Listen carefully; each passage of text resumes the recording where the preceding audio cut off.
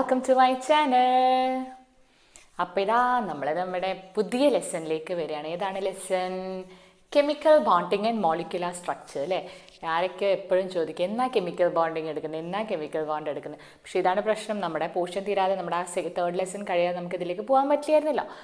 അപ്പം ഈ ലെസൺ വലിയ ടഫൊന്നുമല്ല. നിങ്ങൾ ടെക്സ്റ്റ് കാണുമ്പോൾ കുറേ പേജ് ഉള്ളത് കൊണ്ട് നിങ്ങൾക്ക് തോന്നിയത് എന്തോ ഭയങ്കര സംഭവം ഒന്നുമല്ല, വളരെ സിമ്പിളാണ്. ക്ലാസ് നല്ലോണം ശ്രദ്ധിക്കുക. ഡിസ്ക്രിപ്ഷൻ ബോക്സിൽ നോട്ട്സ് ഉണ്ടാവും, അതും കൂടെ പഠിച്ചാൽ this lesson is going to be very very very simple lesson.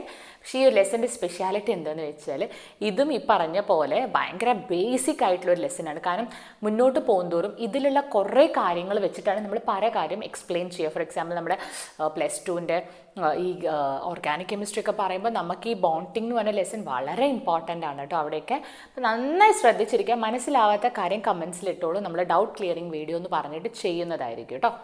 അപ്പം ഇന്ന് വളരെ സിമ്പിളാണ്, നമ്മൾ ഇൻട്രൊഡക്ഷൻ പാർട്ടാണ്. പക്ഷേ ഇതിൽ നിന്നും ഒരു 2, 3, 4 മാർക്കിനൊക്കെ ചോദിക്കാൻ പറ്റിയ ക്വസ്റ്റ്യൻസ് ഉണ്ട്. അപ്പോൾ എന്താണ് chemical bonding and molecular structure? നമുക്കറിയാം almost 114 elements are existing in the universe. അല്ലെങ്കിൽ നമ്മൾ കണ്ടുപിടിച്ചത് ഓൾമോസ്റ്റ് 114 എലിമെൻറ്റ്സ് ഉണ്ട്. നമുക്ക് പറയാം ഇവിടെ ഒരു നമ്മുടെ എർത്ത് ക്രസ്റ്റിൽ നമ്മൾ കണ്ടുപിടിച്ചത് ഓൾമോസ്റ്റ് 114 എലിമെൻറ്റ്സ് ഉണ്ട്. ഈ എല്ലാ എലിമെൻറ്റ്സും either in the molecular state അല്ലെങ്കിൽ കോമ്പൗണ്ട് സ്റ്റേറ്റിലല്ലേ കാണുന്നത്, എക്സെപ്റ്റ് നോബിൾ ഗ്യാസ്. അതായത് നോബിൾ ഗ്യാസ് അല്ലാതെ ബാക്കിയുള്ള എല്ലാ എലിമെൻറ്റ്സും either they will be in the molecular state. For example hydrogen molecule, അല്ലെങ്കിൽ നൈട്രജൻ മോളിക്യൂൾ, അല്ലെങ്കിൽ in the compound state H2O, അല്ലെങ്കിൽ NH3. ഇങ്ങനെ either these all elements are found either in the compound state അല്ലെങ്കിൽ molecular state അല്ലേ.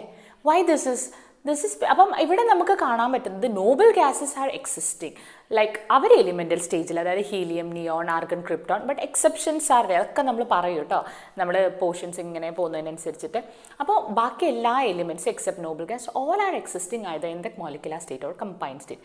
That means some combination, അതായത് അവർ തമ്മിൽ എന്തോ ഈ എലിമെൻറ്റുകൾ തമ്മിൽ ഒരു കോമ്പിനേഷൻ അല്ലെങ്കിൽ ഒരു ബോണ്ടിങ് നടക്കുന്നുണ്ട്. അതുതന്നെയാണ് നമ്മൾ പറയാൻ പോകുന്നത് chemical bonding. There is a force of attraction that exists between these elements.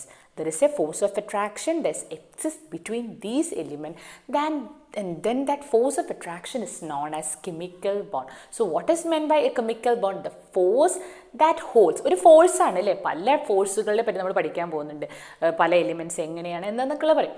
The force that holds different elements together to form a molecule or a compound is known as chemical bond. Or we can say again, what is meant by a chemical bond? The force that holds the constituents like atoms or ions together to form a molecule or a compound is known as chemical bond. എന്താണ് chemical bond ഒന്നുകൂടെ പറഞ്ഞേ? The force that holds the constituents. ഈ constituents either it can be atoms ആവാം, ions ആവാം. The force that holds the constituents together to form a molecule or a compound, that force is known as chemical bond. ആ ഫോഴ്സിനെയാണ് നമ്മൾ എന്ത് പറയുന്നത്? Chemical bond. അപ്പോൾ നിങ്ങൾക്ക് മനസ്സിലായാലും എന്താണ് കെമിക്കൽ ബോണ്ട്? ഒരു ഫോഴ്സാണ് ആറ്റംസിനെ തമ്മിൽ അടുപ്പിച്ച് പിടിപ്പിച്ചിട്ട് അവരൊരു മോളിക്യൂൾ അല്ലെങ്കിൽ കോമ്പൗണ്ട് ആക്കി മാറ്റുന്ന ഒരു ഫോഴ്സാണ് കെമിക്കൽ ബോണ്ട്. അപ്പോൾ ഇനി അടുത്ത ക്വസ്റ്റ്യൻ, എന്തുകൊണ്ടാണ് ഈ ബോണ്ട് ഫോം ചെയ്യുന്നത് ആറ്റംസ് തമ്മിൽ, അല്ലെങ്കിൽ എന്താണ് ഈ ഫോഴ്സ്? ഇതൊക്കെ നിങ്ങളുടെ മനസ്സിലും വരുന്ന ക്വസ്റ്റ്യൻ ഇതന്നെ. അപ്പോൾ സയൻറ്റിസ്റ്റിൻ്റെ മനസ്സിലും കുറേ ക്വസ്റ്റ്യൻസ് ഉണ്ട്. വൈ ദീസ് ആറ്റംസ് കമ്പൈൻ, അല്ലെങ്കിൽ വാട്ട് ഇസ് ദാറ്റ് ഫോഴ്സ്, എന്ത് ഫോഴ്സാണ് അവരെല്ലാവരെയും കൂടെ കൂട്ടിപ്പിടിക്കുന്നത്? ഇതെല്ലാം കൺഫ്യൂഷൻ വന്നപ്പോൾ there are different approach to explain chemical bond. അതായത് പല എക്സ്പ്ലനേഷൻസ് വന്നു. അതിൽ സക്സസ്ഫുൾ ആയിട്ടുള്ള കുറച്ച് എക്സ്പ്ലനേഷൻസ് ആണ് നമ്മൾ പഠിക്കാൻ പോകുന്നത്. അതിൽ കെമിക്കൽ ബോണ്ടിങ്ങിൻ്റെ explain why these atoms combine ചെയ്യുന്നതിൻ്റെ കുറച്ച് എക്സ്പ്ലനേഷൻ ഒന്ന് തന്നിരിക്കുന്നത് Kossel-Lewis approach ആണ്. This Kossel-Lewis approach that we have to study. Second one is Valence-Shell Electron-Pair repulsion theory, that is VSEPR theory ഉണ്ട്. Then valence bond theory ഉണ്ട്. Then molecular orbital theory, VBT, MOT. ഇത്രയും theories നമുക്ക് ഈ ലെസണിൽ പഠിക്കേണ്ട ഓരോ തിയറിയും വളരെ വളരെ ഇമ്പോർട്ടൻ്റ് ആണ്. So first we are going with Kossel-Lewis approach. Kossel, ഇവർ രണ്ട് പേരാണ് കേട്ടോ, രണ്ട് ആൾക്കാരാണ്, കോസലും ലെവിസും. Kossel in 1916 Kossel found that Kossel explained the chemical bond based upon the electronic configuration of atoms. Atoms electronic configuration വെച്ചിട്ട് Kossel in 1916 gave a successful ആയിട്ടുള്ള explanation. Drawbacks ഉണ്ടാവും. നമ്മൾ കഴിഞ്ഞ തവണ മോഡൽസ് പഠിച്ചപ്പോൾ നമ്മൾ സക്സസ്ഫുൾ എന്ന് പറഞ്ഞാലും there are many drawbacks. അപ്പോൾ നമ്മൾ പറയും അതൊക്കെ. So in 1916, Kossel gave a successful explanation for the formation of chemical bond by considering the electronic configuration of atom. ആറ്റങ്ങളുടെ ഇലക്ട്രോണിക് കോൺഫിഗറേഷൻ വെച്ചിട്ട് Kossel chemical bonding ഒരു explanation തന്നു. എന്തായിരുന്നു നോക്കാം. He took the periodic table and he found that നമുക്ക് എല്ലാവർക്കും അറിയുന്ന കാര്യം നമുക്ക് അറിയാൻ കാരണം അവരൊക്കെ പറഞ്ഞതുകൊണ്ടാണ്. He found that the noble gas have an outer electronic configuration. ഇനി അധികം പറയേണ്ട ആവശ്യമില്ല. Already we have explained in our second lesson in detail. NS2 NP6 ഇദ്ദേഹം പറഞ്ഞു that is the noble gas are having a configuration of NS2 NP6, or they are telling that they have 8 electrons. ഈ noble gas ന്റെ valence outermost shell 8 electrons ഉണ്ട്. Noble gas, because they are not participating in any chemical reaction, he considered the noble gas and found that there were 8 electrons in the outermost shell of noble gas. But when we considering other elements, all other elements have electrons less than 8 in their valence shell. നമ്മൾ ഈ valence shell ന്റെ കാര്യമാണ് പറയുന്നത്. valence shell എന്ന് പറഞ്ഞാൽ outermost shell of an atom. So Lewis or Kossel explained that noble gases are having an electronic configuration of NS2 NP6, or they are having 8 electrons in the outermost shell, whereas other elements does not have 8 electrons in the valence shell. They have electrons lesser than 8 electrons in the valence shell. This is a stable configuration. They proved that this is a stable configuration. That is why these atoms are not participating in chemical reaction, or they do not want to lose or gain electron. അപ്പോൾ അവർ പറഞ്ഞു 8 electrons outermost ഷെല്ലിൽ ഉള്ളത് കൊണ്ട് they do not want to lose. അവർക്ക് lose ചെയ്യും വേണ്ട, gain ചെയ്യും വേണ്ട. അപ്പോൾ അവർ നല്ല സ്റ്റേബിൾ ആയിട്ട് നിൽക്കുകയാണ്. But in considering with other elements they don't have 8 electrons in the valence shell. So they will either lose or gain electron. അപ്പോൾ അവർ പറയാം ഒന്നുകിൽ അവർ ആ ഇലക്ട്രോണിനെ ലൂസ് ചെയ്യും അല്ലെങ്കിൽ ഗെയിൻ ചെയ്യാൻ ശ്രമിക്കും. എന്തിന്? In order to attain this noble gas configuration. And they told that these atoms, അതായത് 8 electrons in less ഉള്ള atom, അതായത് chemical combination participate in the atoms, undergo rearrangement to have 8 electrons in their valence shell. Or they say that the atoms have a tendency to undergo a rearrangement to make 8 electrons in the valence shell, and this tendency is the cause for their chemical combination. മനസ്സിലാവുന്നുണ്ടോ? അതായത് ഈ ആറ്റംസിൻ്റെ outermost ഷെല്ലിൽ 8 electron ഇല്ല. അപ്പോൾ ഈ 8 electron ഉണ്ടാക്കാൻ വേണ്ടി they undergo some rearrangement, and that is the reason for the formation of chemical bond. അതാണ് അവരുടെ ബേസിക് ഐഡിയ. അതായത് ഔട്ടർമോസ്റ്റ് ഷെല്ലിൽ 8 ഇലക്ട്രോൺസ് ഉണ്ടാക്കാൻ വേണ്ടി other atoms which do not have 8 electrons in the outermost shell undergo certain electronic rearrangement, and that rearrangement is the cause for chemical combination. ആ ഒരു rearrangement ആണ് അവർക്ക്, അതായത് ഒരാളുടെ അടുത്ത് വാങ്ങാനോ അല്ലെങ്കിൽ ഒരാൾക്ക് കൊടുത്തിട്ടൊക്കെ അവിടെ കെമിക്കൽ കോമ്പിനേഷൻ നടക്കുന്നതെന്ന് അവർ പറഞ്ഞു. And they proposed a rule known as Octet Rule. What is that Octet Rule? നിങ്ങൾ 8th 9th പഠിച്ചാണ്. That is, during a chemical reaction, atoms tends to adjust their electronic configuration in such a way to attain 8 electrons in their valence shell is known as Octet Rule. എന്താണ് Octet Rule? During a chemical reaction, atoms tends to adjust its electronic configuration in order to attain 8 electrons in the outermost shell, and that is known as Octet Rule. അതായത് ഏതൊരു ആറ്റവും അത് ഒരു chemical റിയാക്ഷനിൽ they undergo chemical rearrangement and undergo electronic rearrangement നടത്തും. എന്തിന്?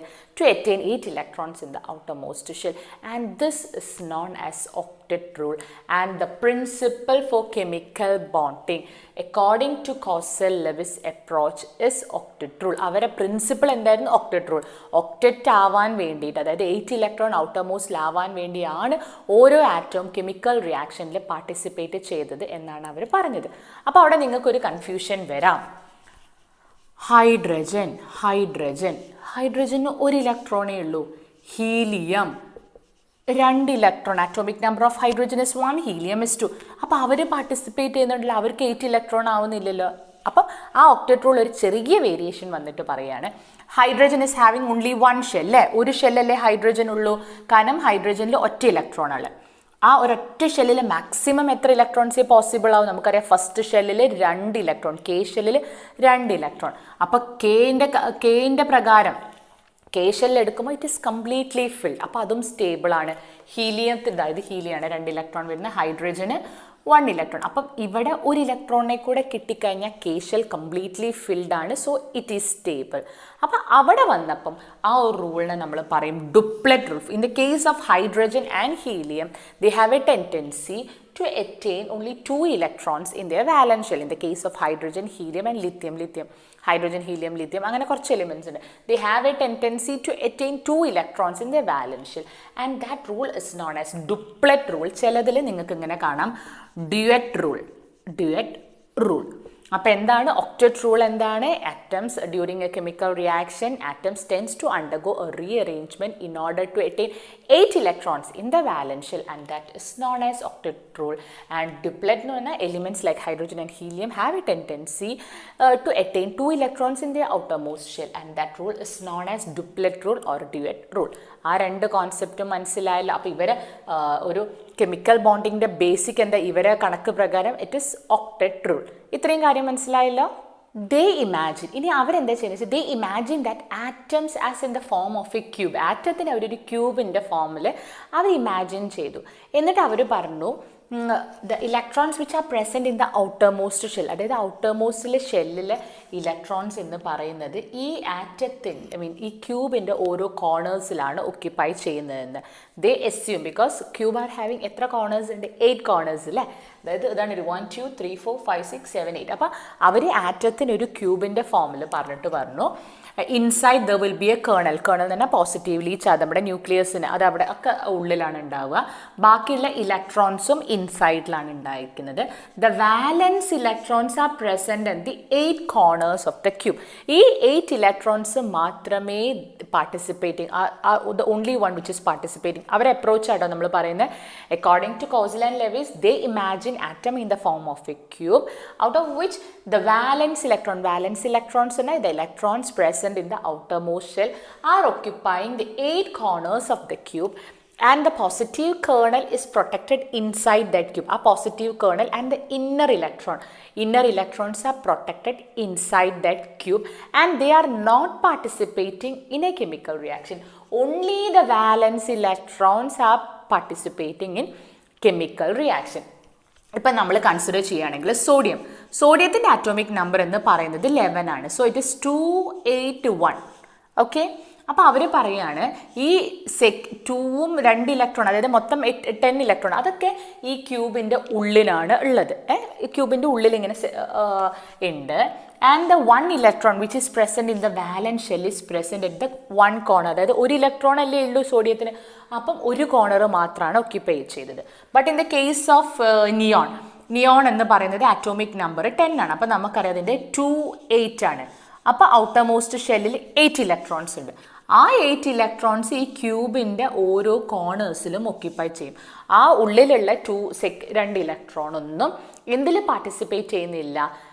chemical combination. So they consider that only valence electrons are the one which is participating in chemical reaction. അപ്പോൾ അവരെ അപ്രോച്ചിൽ 2 മെയിൻ പോയിന്റ്സ് ആണ്. Their approach was mainly based on octet rule, and second one they are considering that only the valence electrons are participating in a chemical reaction. Valence electron മാത്രമേ ഒരു chemical reactionൽ participate ചെയ്യുന്നുള്ളൂ. ഇത് രണ്ടുപേരും അവർ highlight ചെയ്ത main 2 points. Clear ആണോ? Lewis proposed a simples in order to represent the valence electron which is participated in a chemical reaction. അപ്പോൾ ഇവരെന്ത് പറഞ്ഞു?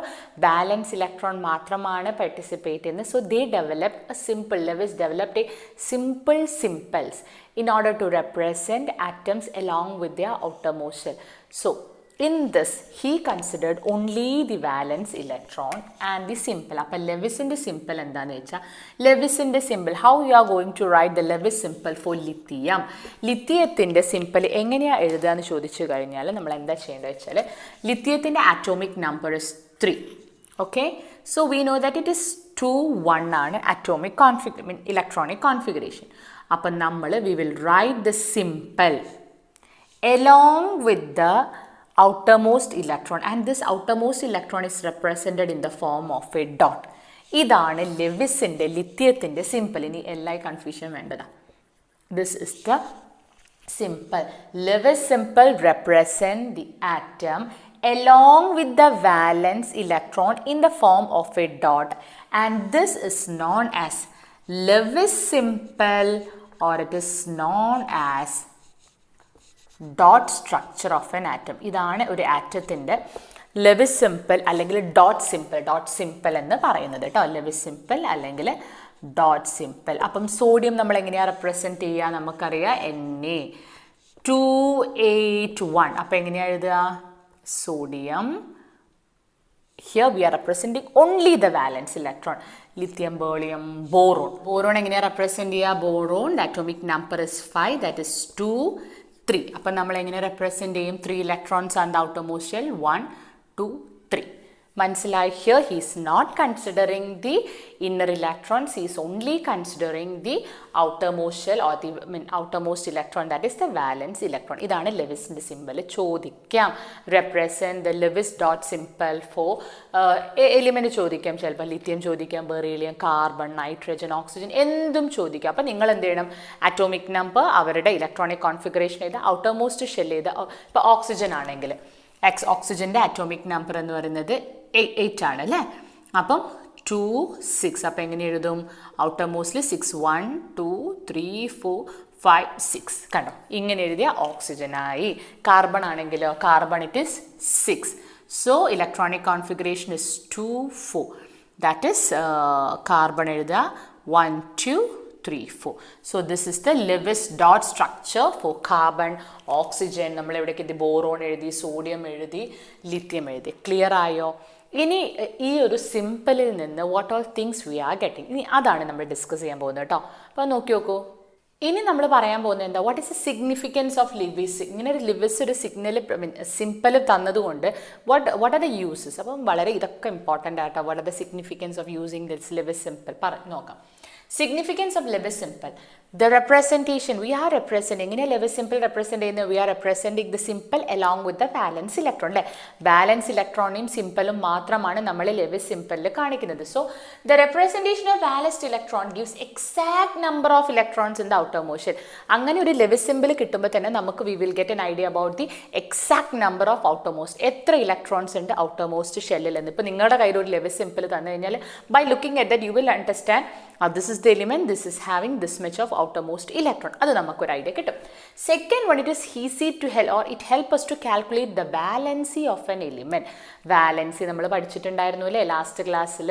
എന്താണ് valency? The combining capacity of an electron ആണ് വാലൻസി എന്ന് പറയുന്നത്. അപ്പോൾ വാലൻസി കണ്ടുപിടിക്കുക എങ്ങനെയാണെന്ന് നമ്മൾ പറഞ്ഞിട്ട്, അപ്പോൾ അത് നമുക്ക് കുറച്ചുകൂടെ ഹെൽപ്ഫുൾ ആണ്. Help us to calculate the valency of an element. എങ്ങനെ നമ്മൾ ലെവിസ് ഡോട്ട് സ്ട്രക്ചർ വെച്ചിട്ട് വാലൻസി കണ്ടുപിടിക്കും? So the common valency of an element, പല എലിമെൻസിനും ചില എലിമെൻറ്റ്സൊക്കെ ഡിഫറെൻറ്റ് വാലൻസി കാണിക്കുന്നുണ്ട്, ബട്ട് ജനറൽ ആയിട്ടുള്ള കുറച്ച് കേസസ് ആണ് പറഞ്ഞത്. So common valency of an element can be equal to the number of dots in the Lewis structure. ചില എലിമെൻസിൻ്റെ കേസിൽ അവർ പുറത്തുള്ള ഡോട്ട്സ്, അതായത് ഡോട്ട്സ് തന്നെയായിരിക്കും അവരുടെ valency. For example lithium, it is having only 1 dot, that means the valency of lithium is 1. Beryllium is having 2 electrons in the outermost shell, so the valency is 2. In the case of boron, there are 3 dots in the structure, so that it is having the valency of 3. അതവിടെ കിട്ടി. ഇനി ചില കേസിൽ equal to 8 minus number of dots, അതായത് 4 dots കഴിഞ്ഞാൽ 5 6 7 8 വന്നു കഴിഞ്ഞാൽ their valency is calculated by subtracting the number of dot from 8. മനസ്സിലാവുന്നുണ്ട്? അതായത് 1 2 3 4 വരെ വന്നു കഴിഞ്ഞാൽ നമ്മൾ ആ ഡോട്ടിൻ്റെ ഔട്ട്സൈഡിലെ ഡോട്ട് നോക്കിയിട്ട് അത് എഴുതിയാൽ മതി. That is the valency. But if the dot is greater than 4, that is 5 6 7 8, here we are calculating the valency by subtracting that dot from 8, that is equal to 8 minus the number of dots. For example, in the case of nitrogen, nitrogen's atomic number എന്ന് പറയുന്നത് 7 ആണ്. So അതിൻ്റെ ഔട്ടർമോസ്റ്റിൽ 1 2 3 4 5 ഉണ്ട്. ഇതിൻ്റെ valency എങ്ങനെയാണ് calculate ചെയ്യുക?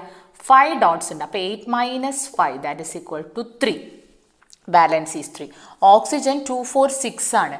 So 8 minus 6, that is equal to 2. So the valency of oxygen is 2. അപ്പം നമുക്ക് എന്ത് calculate? It is very easy for us to calculate the valency.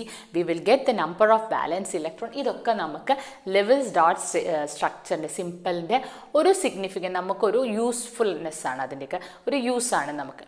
ഇനി ഇതിനൊക്കെ ബേസ് ചെയ്തിട്ട് he has given some facts, അല്ലെങ്കിൽ കുറച്ച് Kossel-Lewis Kossel തിയറി ഉണ്ട്. എന്തൊക്കെയാണ് അത് നോക്കാം. അപ്പം Kossel and Lewis, Postulates of Kossel-Lewis theory, അതായത് they proposed based upon these, ഇതൊക്കെ ഈ ഓരോ കണ്ടുപിടുത്തങ്ങൾക്ക് ശേഷം they proposed some postulates regarding the chemical bonding. എന്തൊക്കെയായിരുന്നു അവരുടെ പോസ്റ്റുലേറ്റ്സ് ഒക്കെ നമ്മൾ പഠിച്ചു തന്നെ കേട്ടോ. In the periodic table highly electronegative halogen and highly electropositive alkali metal are separated by noble gas. നമുക്കിത് അവിടെ പീരിയോഡിക് ടേബിൾ കാണാം. പീരിയോഡിക് ടേബിളിൽ എവിടെയാണ് ഹാലോജൻ ഉള്ളത്? ഹാലോജൻ ആറ്റം അല്ലേ? നോബിൾ ഗ്യാസിൻ്റെ തൊട്ട് മുന്നേ ഈ നമ്മളിങ്ങനെ സർക്കിൾ പോലെയാണ് പീരിയോഡിക് ടേബിൾ കൺസിഡർ ചെയ്യുകയാണെങ്കിൽ ഒന്ന് നോക്കി നോക്കൂ. ഹാലോജൻ കഴിഞ്ഞു, പിന്നെ നോബിൾ ഗ്യാസ്, പിന്നെയാണ് ആൽക്കലി മെറ്റൽ അല്ലേ? അപ്പോൾ അവരതാ പറയുന്നത്. That is in periodic table highly ഇതാണ് ഞാൻ പറഞ്ഞത്. നമ്മൾ പീരിയോഡിക് ടേബിൾ കൃത്യമായി പഠിക്കണമെന്ന്. Electronegative, electropositive term ഒക്കെ നിങ്ങൾക്ക് അറിഞ്ഞാലേ മനസ്സിലാവുള്ളൂ. ഇലക്ട്രോ നെഗറ്റീവ് എന്താ? Tendency to accept an electron അല്ലേ? ഇലക്ട്രോ പോസിറ്റീവ് എന്നാൽ tendency to lose an electron. അപ്പം നമുക്കറിയാം ഹാലോജൻസിന് എപ്പോഴും ടെൻഡൻസി എന്താ? നെഗറ്റീവായി പെട്ടെന്ന് തന്നെ ഇലക്ട്രോണിനെ ആക്സെപ്റ്റ് ചെയ്യണം. So, in the periodic table, highly electronegative halogen and highly electropositive alkali metal are separated by noble gas. ഇതായിരുന്നു അവരുടെ ഫസ്റ്റ് പോസ്റ്റുലേറ്റ്, അല്ലെങ്കിൽ അവരുടെ ഫസ്റ്റ് ഒരു തിയറി എന്ന് പറഞ്ഞു. The formation of cation and anion. കാറ്റയോണും ആനയോണും എന്താണ്? ഓർമ്മയുണ്ടൊക്കെ ഞാൻ കോഡ് വെച്ച് പഠിപ്പിച്ചു തന്നിട്ടുണ്ടായിരുന്നു അല്ലേ? കാറ്റ് എന്ന് പറഞ്ഞാൽ ക്യൂട്ടാണ് positive. So positively charge ion and negatively charged ion, അതായത് Na+, Cl- പോലെയുള്ള ions. The formation of cation and anion are the result of loss and gain of electron. ഒന്നെങ്കിൽ ഇലക്ട്രോണെ ലൂസ് ചെയ്യുമ്പോൾ അല്ലെങ്കിൽ ഗെയിൻ ചെയ്യുമ്പോഴാണ് നെഗറ്റീവ് ആൻഡ് പോസിറ്റീവ്. അപ്പോൾ നിങ്ങൾ ഇതൊക്കെ എനിക്കറിയാലോ, നമുക്കറിയുന്നത് എന്തുകൊണ്ട്? ഇവരൊക്കെ പഠിപ്പിച്ച് തന്നുകൊണ്ടല്ലേ. അപ്പോൾ ഇപ്പം നിങ്ങളറിയാം, ഇതിപ്പോൾ ഇവർ തിയറി ആയിട്ട് നമ്മളാണെങ്കിൽ ക്ലാസ്സിലിരുന്ന് അതൊക്കെ ആലോചിക്കുക, ഇതൊക്കെ എനിക്കറിയുന്ന കാര്യം ഇപ്പം എന്തിനാ ഇതൊക്കെ ഇവർ പറയുന്നത്? ഇവർ പറഞ്ഞതിൻ്റെ ബേസിസിലാണ് നമുക്ക് ഐഡിയ കിട്ടിയത് കേട്ടോ. അപ്പോൾ so the formation of cation and anion are the result of loss and gain of electron. Next, third point, the negative or positive ions are formed to attain a stable noble gas configuration. ഈ negative അല്ലെങ്കിൽ ഒരു positive ion എന്തിനാ form ചെയ്യുന്നത് എന്ന് പറയുന്നത്? in order to attain a stable noble gas configuration. Example, sodium. സോഡിയത്തിൻ്റെ electronic configuration 281. It has a tendency to lose an electron to form Na+. അപ്പോൾ ഇതിന് എന്താവും? Stable noble gas 28. Outermost shell, ഈ ഒരു ഇലക്ട്രോൺ പോയി കഴിഞ്ഞാൽ ഔട്ടർമോസ്റ്റ് ഷെൽ ഏതാ? Second shell. അവിടെ എത്ര ഇലക്ട്രോൺ ഉണ്ട്? 8 ഇലക്ട്രോൺ. അപ്പം അതെന്തായി? Na+. അപ്പം ഇനി അതേപോലെ Cl. Chlorine is having an electronic configuration 287. So it has a tendency to accept one electron. ഇതാരുടെയും കയ്യിൽ നിന്ന് ഇലക്ട്രോൺ ആക്സെപ്റ്റ് ചെയ്ത് കഴിഞ്ഞാൽ ഇതിൻ്റെ ഇലക്ട്രോണിക് കോൺഫിഗറേഷൻ എന്താവും? 288. അപ്പോൾ Cl എന്താവും? Cl- ആവും. അപ്പോൾ കണ്ടോ, അപ്പം ഇവിടെ ഔട്ടർമോസ്റ്റ് ഷെല്ലിൽ എത്ര ഇലക്ട്രോണായി? 8 ഇലക്ട്രോണായി. ഒക്റ്ററ്റ് ആയോ? ഇവിടെയും ഒക്റ്ററ്റ് ആയോ? ഒരു ഇലക്ട്രോൺ പോയി കഴിഞ്ഞാൽ. So the formation of cation and anion are formed in order to attain a stable noble gas configuration. ഇനി all noble gases have a stable electronic configuration of an octet. അതായത് octet follow ചെയ്യുന്നുണ്ട് എല്ലാ noble ഗ്യാസസും except helium which is duplet. ഹീലിയത്തിൻ്റെ കേസിൽ നമ്മൾ പറഞ്ഞു it's having a duplet state. ഇനി ഈ പോസിറ്റീവ് നെഗറ്റീവ് ചാർജുള്ള ions electrostatic force of attraction holds negative and positively charged ions and stabilise them. Negative ചാർജുള്ളതും പോസിറ്റീവ് ചാർജുമുള്ള അയോൺസിൻ്റെ ഒരു ഇലക്ട്രോസ്റ്റാറ്റിക് ഫോഴ്സ് ഓഫ് അട്രാക്ഷൻ ഉണ്ട്. അങ്ങനെയാണ് ഇവർ സ്റ്റെബിലൈസ് ചെയ്തിട്ട് ഒരു ബോണ്ട് ഫോം ചെയ്യുന്നതെന്നാണ് ഇവർ പറയുന്നത്. എന്തൊക്കെയാണ് അവരുടെ പോയിന്റ്സ്? ഫസ്റ്റ് തന്നെ നമ്മൾ ആലോചിക്കുക, പീരിയോഡിക് ടേബിളിനെ കുറിച്ച് എന്തോ പറയുന്നത്. എന്താണ്? That is noble gas and the alkali metals are separated, halogens, highly electronegative halogens and the electropositive alkali metals are separated by noble gas. അതാണ് ഫസ്റ്റ് പോയിന്റ്. സെക്കൻഡ് പോയിന്റ് അവർ എന്തിനെ കുറിച്ചിട്ടാണ് പറഞ്ഞിരിക്കുന്നത്? അയോണിനെ കുറിച്ചിട്ട് അല്ലേ. അതായത് cations are anions are formed as a result of gain of loss of electron. അത് പറഞ്ഞു. തേർഡ് കാര്യം, എന്തിനാ ഈ ആനയോൺ കാറ്റയോൺ ഫോം ചെയ്യുന്നത്? Anions or cations are formed in order to have stable noble gas electronic configuration. പിന്നെ noble ഗ്യാസിനെ കുറിച്ചിട്ട് പറയാം. എന്താ noble gas? Noble gases are having a stable octet configuration, that is NS2 NP6 except helium which is in duplet state. പിന്നെ നമ്മൾ എന്ത് last പറയുന്നത്? ഈ negative positive ions. There is electrostatic force of attraction which holds the negative and positively charged ions together. ഇത്രയുമാണ് അവരുടെ ഒരു postulate. ഇനി അവർ ആ ഒരു എക്സ്പ്ലനേഷൻ തരിക, എങ്ങനെയാണ് ആ പോസിറ്റീവ് ആൻഡ് നെഗറ്റീവ് തമ്മിൽ ഇലക്ട്രോസ്റ്റാറ്റിക് ഫോഴ്സ് ഓഫ് അട്രാക്ഷൻ, അതിനവർ എക്സാമ്പിൾ വെച്ചിട്ട് എക്സ്പ്ലെയിൻ ചെയ്യുന്നത് നോക്കി നോക്കാം. അപ്പോൾ ഇവർ പറഞ്ഞു ഇലക്ട്രോസ്റ്റാറ്റിക് ഫോഴ്സ് ഓഫ് അട്രാക്ഷൻ വെച്ചിട്ടാണ് ഈ പോസിറ്റീവ് നെഗറ്റീവ് അയോൺസ് സ്റ്റെബിലൈസ് ചെയ്യുന്നത്. അതിനൊരു എക്സാമ്പിൾ നമ്മുടെ സോഡിയം ക്ലോറൈഡ് തന്നെ കൺസിഡർ ചെയ്യാം. സോഡിയം ക്ലോറൈഡ് എന്ന് പറഞ്ഞാൽ എന്താ? നമ്മുടെ ഉപ്പ് അല്ലേ. സോഡിയം ക്ലോറൈഡ് ആ ഒരു കോമ്പൗണ്ട് എങ്ങനെയാണ് ഫോം ചെയ്യുന്നത്? സോഡിയത്തിൻ്റെ ആറ്റോമിക് നമ്പർ 11 ആണ്. അതിൻ്റെ ഇലക്ട്രോണിക് കോൺഫിഗറേഷൻ 281 ആണ്. സോ സോഡിയത്തിന് എന്തായിരിക്കും? ഒരു ഇലക്ട്രോണിനെ കൊടുക്കാൻ ഇഷ്ടമുണ്ട്. സോഡിയം ലൂസസ്, കൊടുക്കുക, ആരോ ടു 1 ഇലക്ട്രോൺ. ഒരു ഇലക്ട്രോൺ പോയി കഴിഞ്ഞാൽ അവിടെ എന്താവും? സോഡിയത്തിൻ്റെ കയ്യിൽ ആദ്യം 11 പ്രോട്ടോണും 11 ഇലക്ട്രോണും ഉണ്ട്. ഒരു ഇലക്ട്രോൺ പോയി കഴിഞ്ഞാൽ അവിടെ 10 ഇലക്ട്രോണും 11 പ്രോട്ടോണും. അപ്പോൾ ഏത് ചാർജാണ് കൂടുതൽ? Plus charge, that is proton. അപ്പം Na+ ആയി മാറും. ഓക്കെ. ഇനി Clൻ്റെ ആറ്റോമിക് നമ്പർ എന്ന് പറയുന്നത് 17, ദാറ്റ് ഇസ് 287. അപ്പോൾ ഇതിന് എന്ത് ടെൻഡൻസി ആയിരിക്കും? ക്ലോറിന് ഒരു ഇലക്ട്രോണിനെ ആക്സെപ്റ്റ് ചെയ്തിട്ട് അത് എന്ത് ചെയ്യും? ആദ്യം ക്ലോറിൻ്റെ കയ്യിൽ 17 പ്രോട്ടോണും 17 ഇലക്ട്രോൺ. ഇപ്പം അത് ഒരു ഇലക്ട്രോൺ കിട്ടിയപ്പോൾ അത് 18 ഇലക്ട്രോണും 17 പ്രോട്ടോണുമായി. ഇവിടെ ഏത് ചാർജാണ് കൂടുതൽ? Negative. So Cl is having Cl-. ഇനി ഈ Na+ഉം Cl- തമ്മിൽ ഒരു സ്ട്രോങ് അട്രാക്റ്റീവ് ഫോഴ്സ് ഉണ്ടാവും, electrostatic force, and that they form a